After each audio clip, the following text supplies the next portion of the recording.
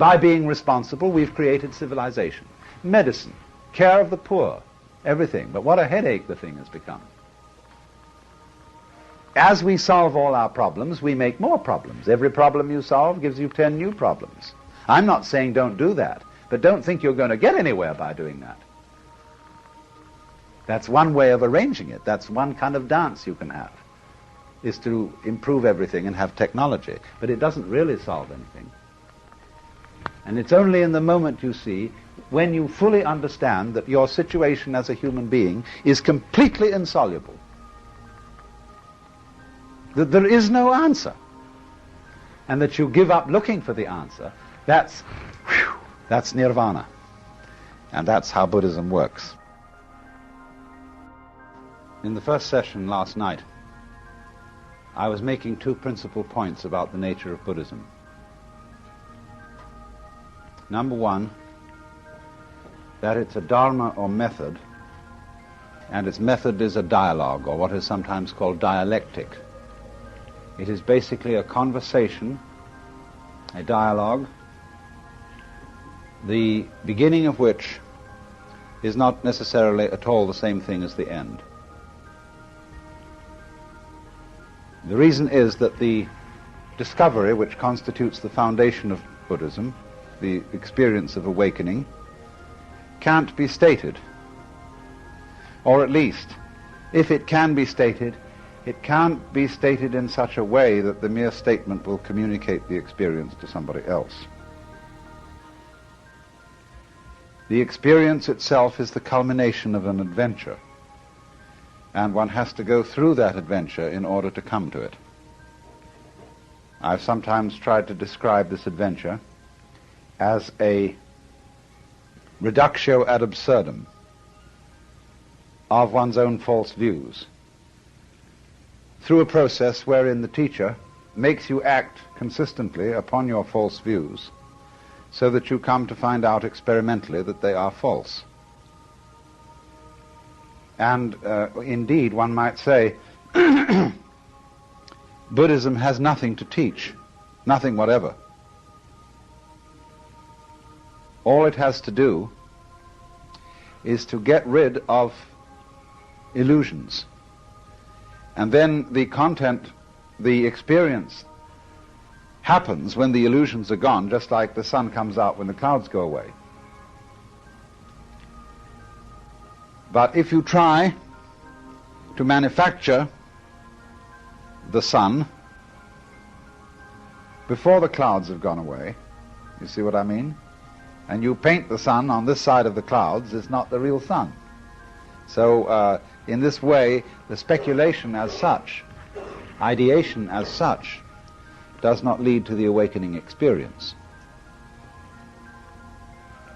So then this was the first point then, that it's a dialogue, and from the statements about Buddhism that you can read in books, you will discover only the opening phases of the dialogue.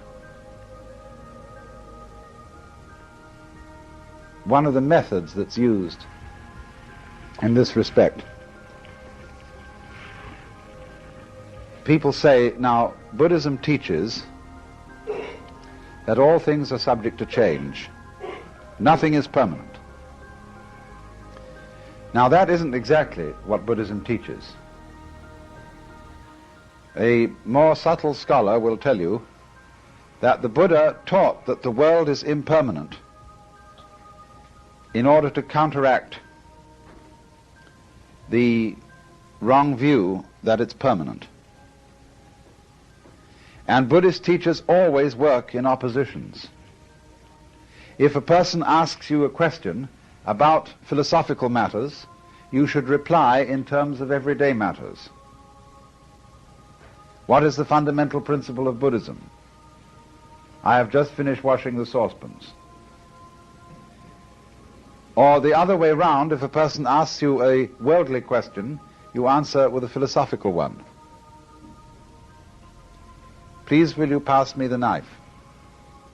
And so the teacher passes it blade first. Please, I want the other end. What would you do with the other end? You see? Here the metaphysics comes in in answer to the practical question. And so if once when R.H. Blythe, who's a great Zen student, was asked by some students, "Do you believe in God?" he replied, "If you do, I don't. If you don't, I do." So,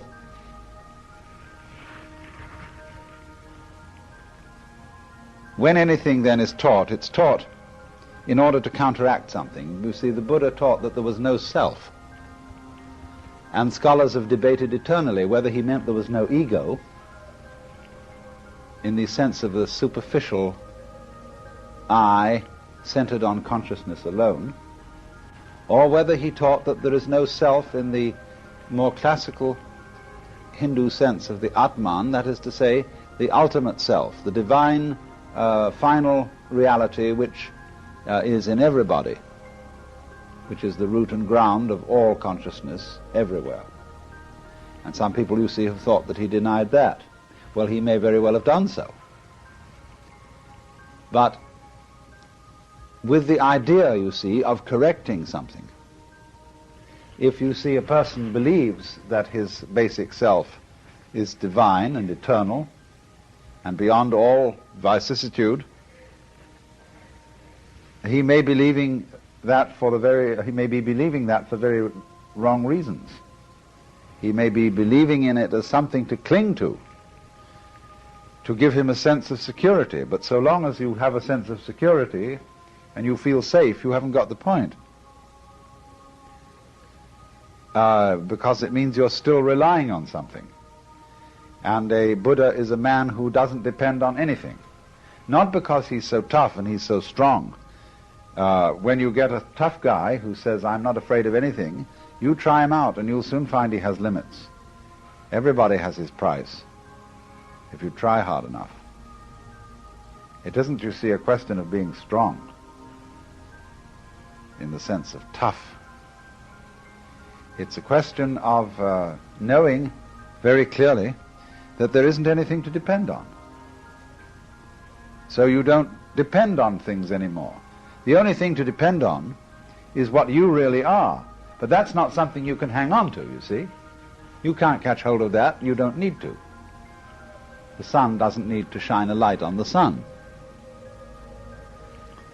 So,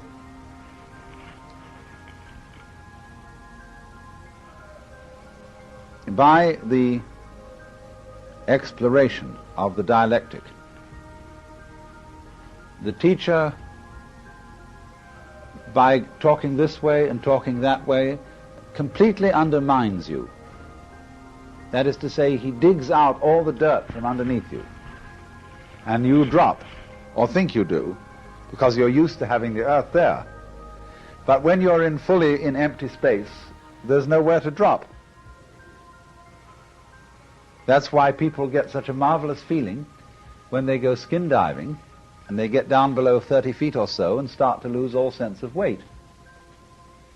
Or when astronauts go out and start to lose weight in the middle of their space bubbles. You know what's going to happen?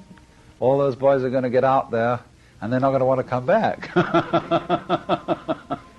This is just great. That's what happens to skin divers, you see. They didn't have automatic controls on those things. They'd be not too certain of getting the man back. Because when people go down skin diving and they stay down too long, so you have to have a watch with you, or someone with a string on you, or something, to know exactly when you've got to make the trip back. You may have oxygen to last you a long time, but you're going to go out of your mind, because you will suddenly realize that nothing matters, that everything is okay. I mean, so what? Supposing I do die. And people take off their oxygen masks and present it to a fish. Say, have a drag.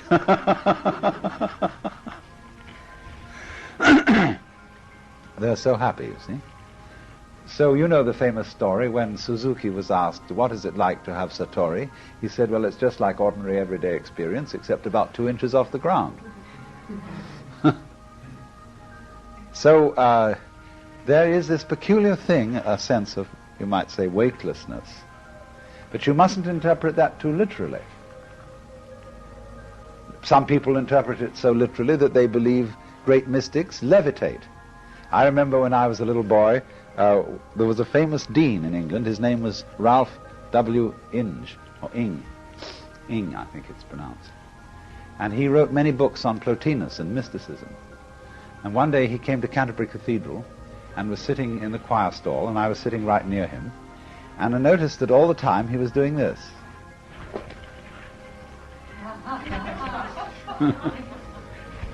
He had a stick, you know, but people said it was because he was always about to levitate. Had to keep himself pressed down.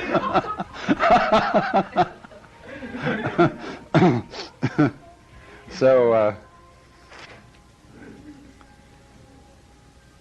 that levitation, you see, just is something in mystical experience, like a sense of luminosity or a sense of transparency.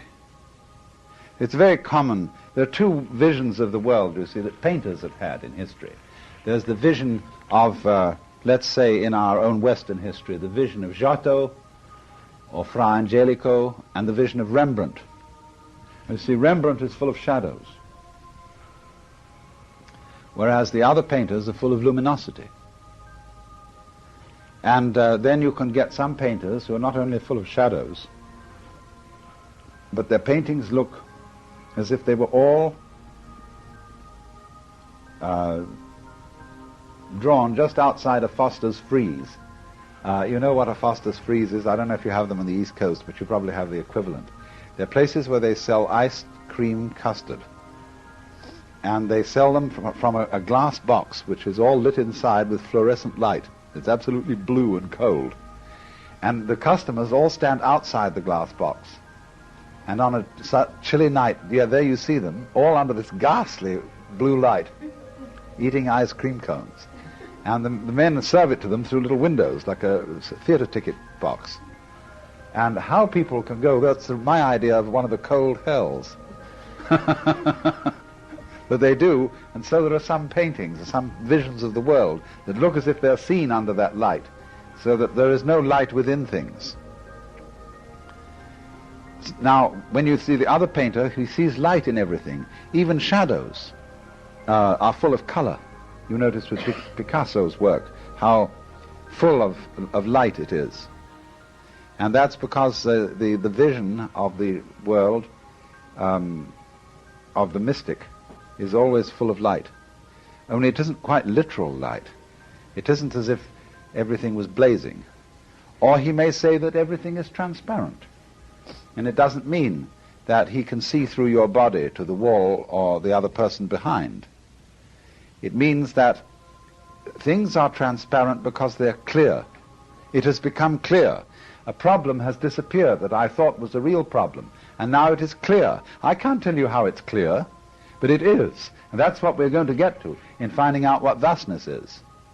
When things are seen in the state of thusness or suchness, they are clear. There is no further problem about them. They are what they are, and they do what they do. And if you can really penetrate that, as we shall go into it, you will see the mystery clear up. The mystery clears up when you get to the point that you don't know what questions to ask anymore. The questions have vanished. The problem has vanished. Now, aside from the fact that Buddhism is a method, is a dialogue, I explained too that it's a transformation of one's state of consciousness. That's what awakening means. That is to say, it is a transformation of the way you see things. Almost, I could say, the way you sense them. And in this respect, I've often thought that the process of Buddhism is much more like ophthalmology than it's like religion. An ophthalmologist is a person who corrects your vision so that you see clearly. And so in exactly the same way, awakening is to see clearly. A transformation of consciousness. Be careful of the implications that that word may have, because it doesn't mean necessarily an ecstatic state of affairs, and it doesn't mean an unnatural or even strange state of affairs. I mean, you could imagine that if you put on blue glasses, you would for a while see everything looking blue. It isn't something like that at all. Or it isn't as if you saw everything in a different way, like you suddenly put on the eyes of a fly, you see, and suddenly everything became multiple. You saw this room and the people in it hundreds of times all at once. It isn't something like that. It's just that everything is the way it always was, except it has a completely different meaning. And there is a curious connection between the experience of this and the understanding of it.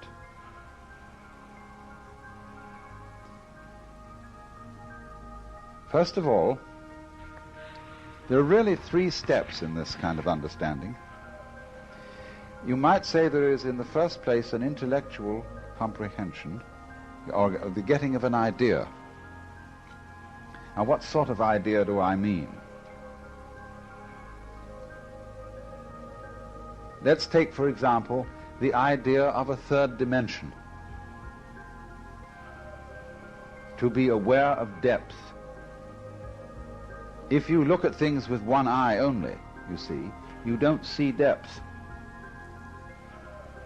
But if you look with two eyes, then the dimension of depth appears.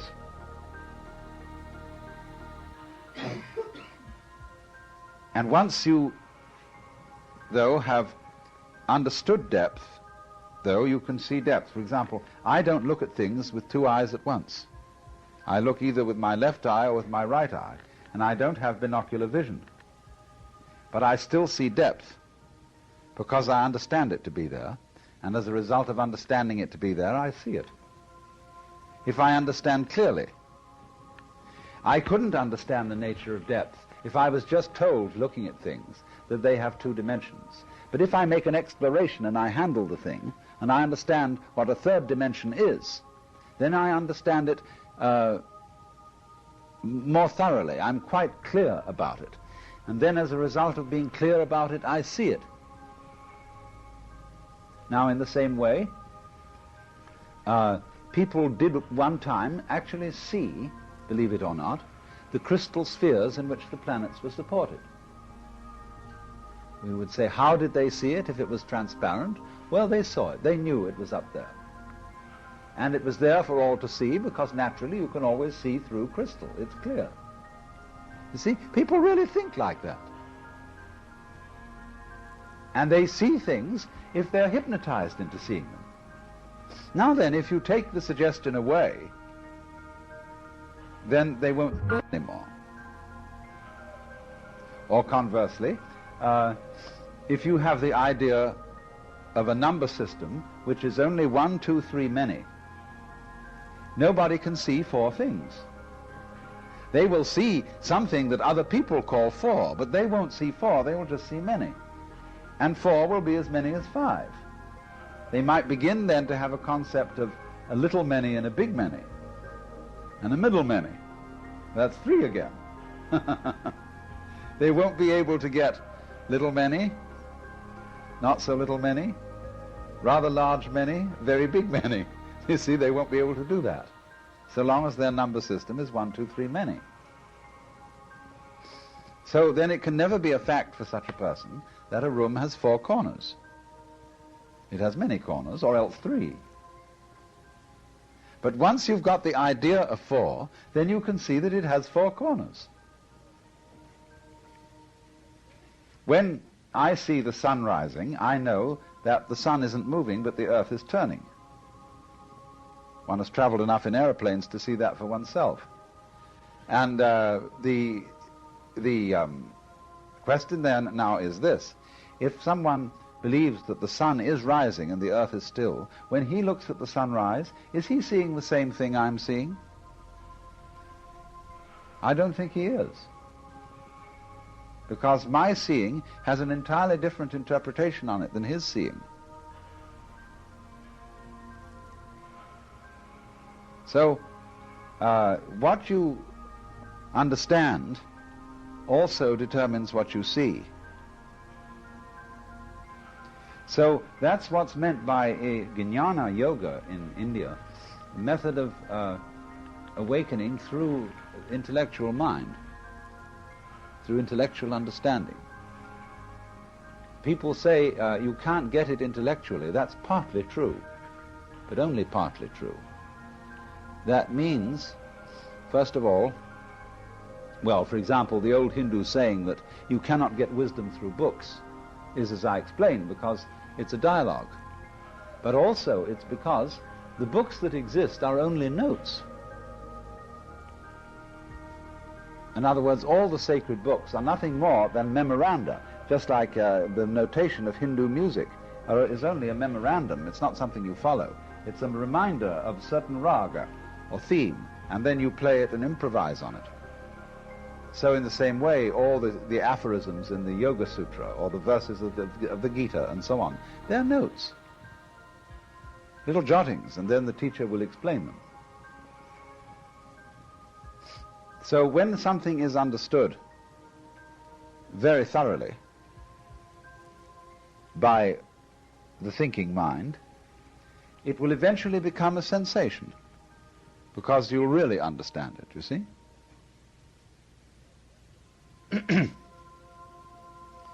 So that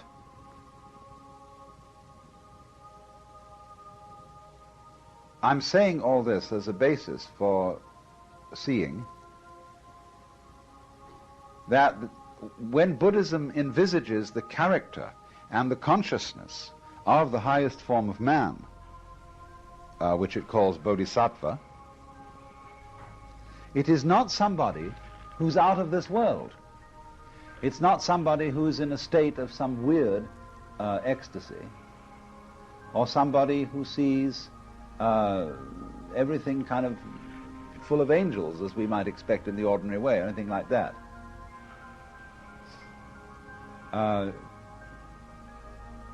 Real angels, gods, and so on, are very different from what you might suppose in the imagery. You can find out, for example, that the dust is full of gods. If you really look at dust, and that the pores of your skin contain many universes.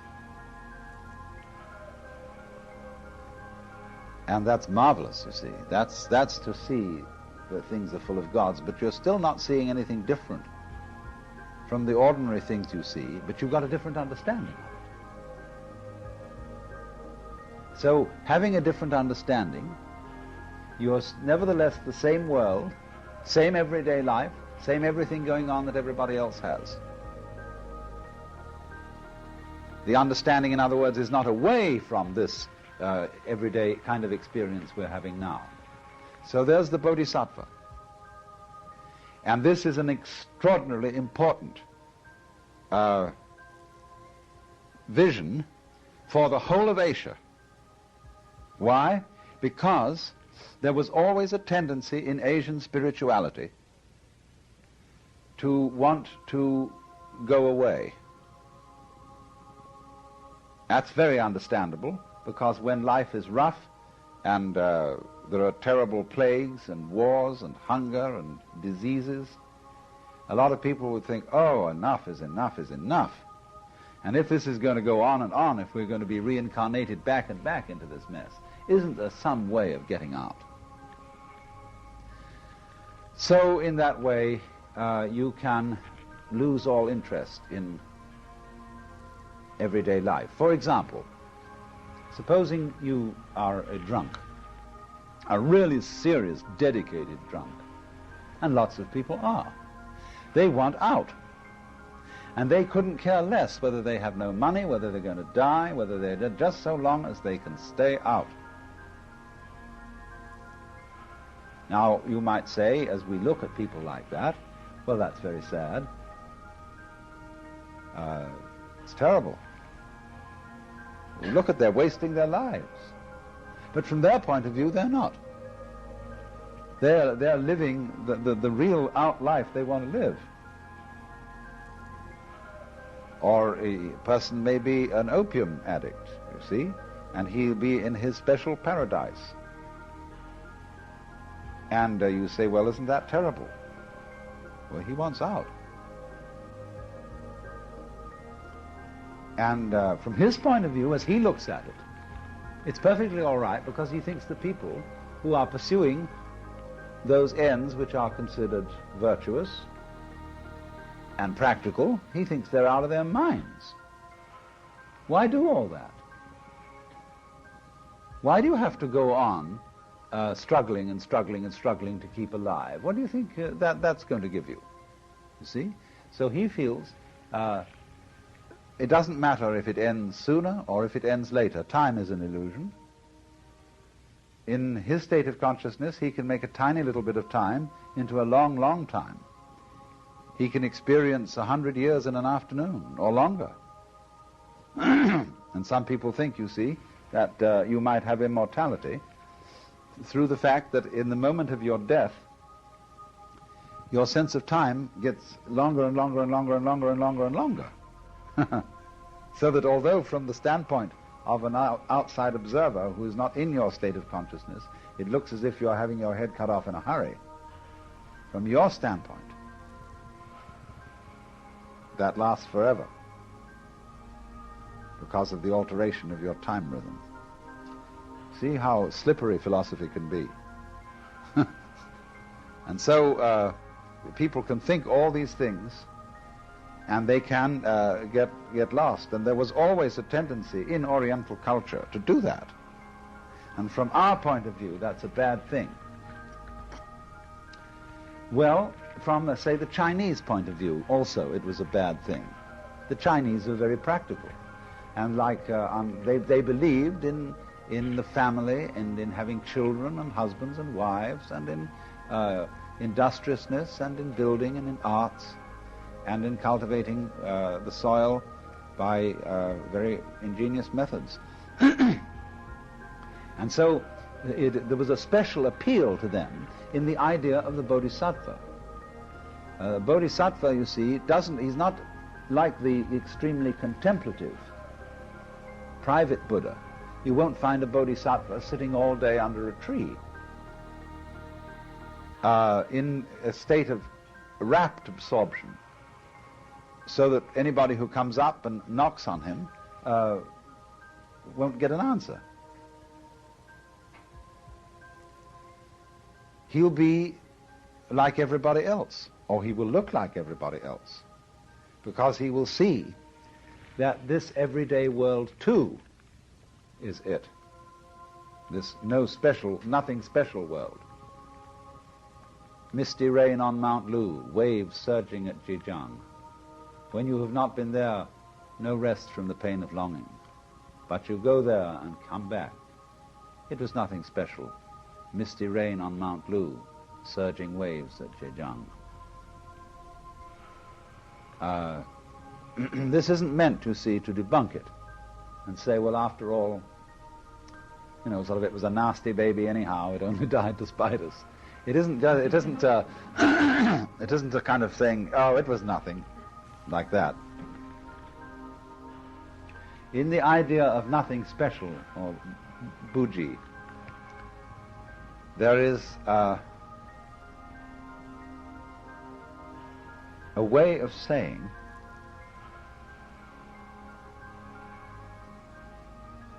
but look at ordinariness. Look what you miss every moment. And you see that sort of attitude underlies tea ceremony, where a very great appreciation exists of the very simplest kinds of utensils, rooms, architecture, and so on.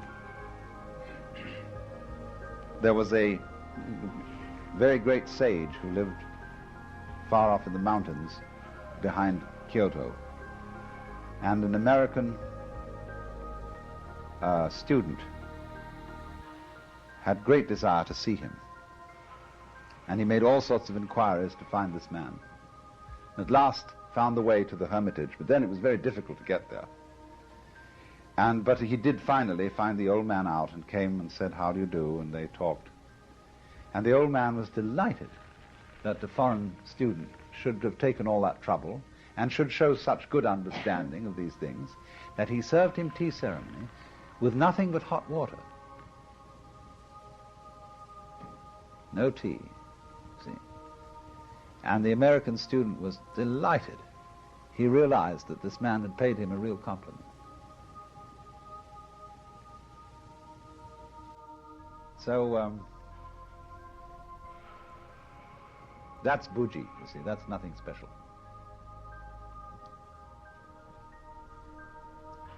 Now then, generally speaking, as we look at the whole field of Buddhism, the idea of the bodhisattva, that is to say, the idea of realizing the enlightened state in terms of everyday life, is characteristic of the Mahayana school of the North Asia. Whereas the Theravada, or sometimes Hinayana school of South Asia, still has its emphasis on the idea of getting away. Still very much concentrates on the ideal of the monkish life, which is celibate and away from all everydayness, all attachment, all kinds of worldly responsibility. And so those monks in their yellow robes are very much a people apart.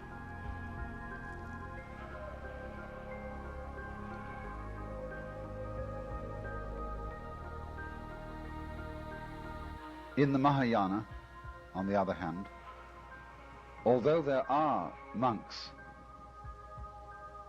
they aren't monks quite in the sense of the Southern school. I mean, it's like a Roman Catholic priest is not supposed to marry, but an Episcopalian priest may.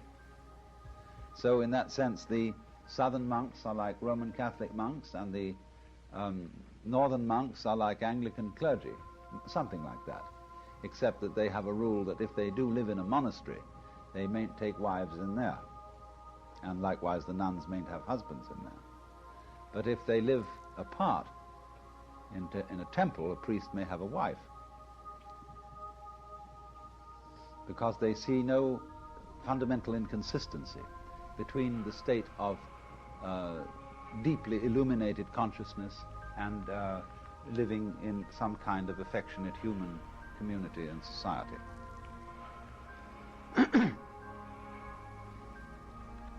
So, therefore, for that reason, through Mahayana, through the idea of the Bodhisattva, Buddhism was able to exercise an enormous influence upon the everyday life of the Far East,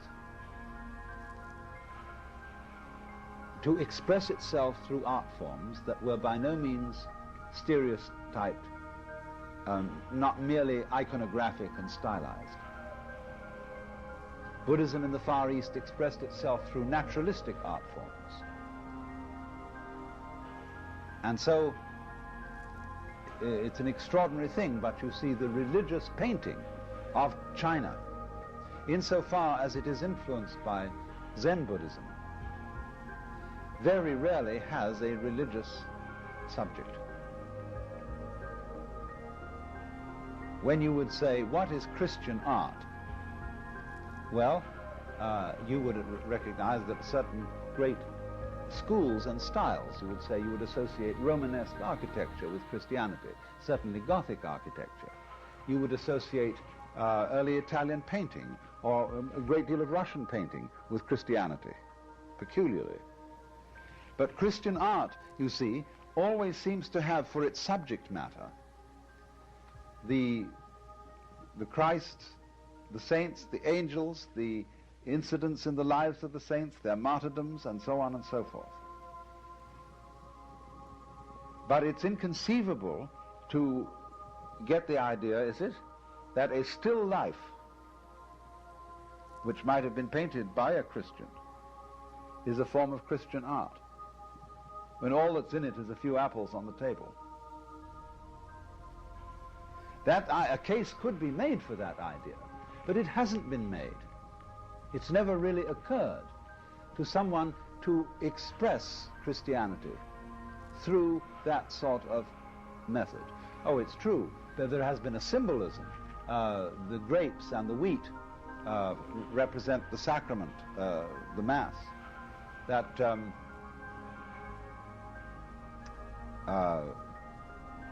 lilies represent something, and so on and so forth. But this is purely symbolic. It wouldn't occur for Christian art that a fine painting of a used ashtray with a piece of torn paper beside it could possibly be Christian art, unless it was propaganda against being dirty or something like that. See? But for the Far East, a painting of an old rock with some grass growing beside it can most definitely be Buddhist art, because that painting of the rock is concerned with suchness. And just as much so as any painting of Buddhas in their halos and golden jewelries and flowers and lotuses and all that kind of thing.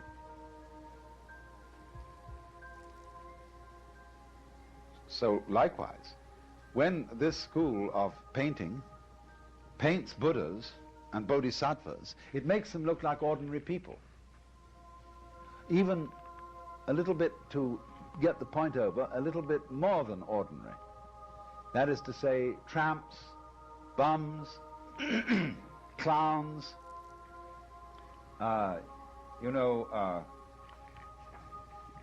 this fellow. This is Hote, or Putai in Chinese, and he is a fat slob. But he goes around with an enormous bag, patched and so on, and he collects trash. He collects everything that nobody wants. See, ordinary people are always out for precious things, but Putai is out for rubbish. And he collects all this rubbish and he gives it away to children who love it. See? Well, this is a way, you see, this is true. This man is sometimes called the fat or laughing Buddha. And he is a fat Buddha. But the only clue that he is a Buddha is his big ears, because that means he can hear right through everything, see? He can hear the ultimate sound in everybody's voice. Now that's a very important trick.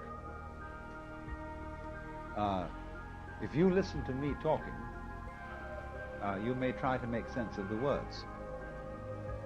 But actually, in the sense of the words that I'm saying, isn't the content of what I'm trying to explain. The content of what I'm trying to explain can be heard in the sound of my voice. And in order to listen to that properly, you have to go beyond its meaning.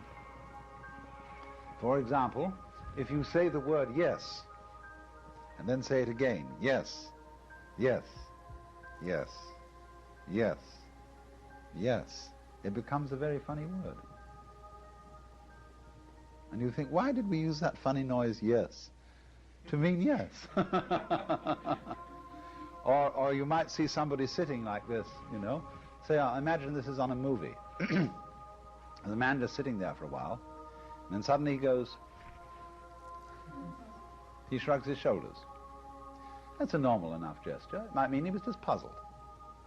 But as he's going on sitting there, he does. And you wonder, what's the matter? He's got a tick. Suddenly you see the gesture begins to lose meaning. It becomes somebody doing. Well, That's you have to have big ears to get that, you see. So it's through that you know he hears all sounds as being just sounds. Of course, he can hear meaning in them too when they have meaning, but fundamentally underlying the meaning, he hears just the sound. And this is something you get too if you go to a foreign country and you don't understand the language, and you see all the people talking. And you notice things that they don't notice about themselves because they get absorbed in the meaning of what they're saying.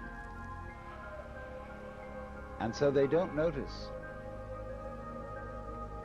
a fascinating aspect of the perfectly meaningless side of their behavior.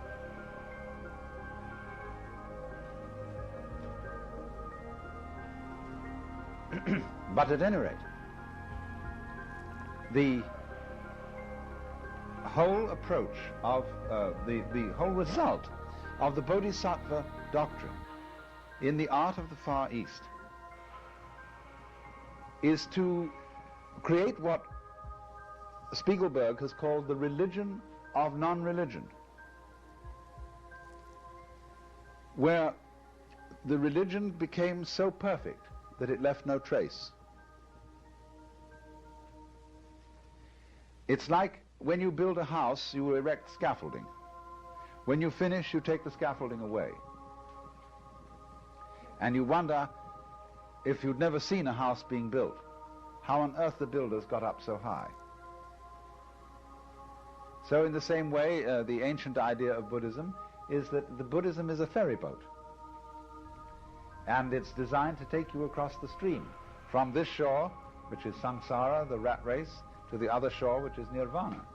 When you get on the other side, you get off the ferry, see? The ferry boat goes back to bring the next party over. But if you stay on the ferry boat, that means, you see, you're in love with the ferry boat.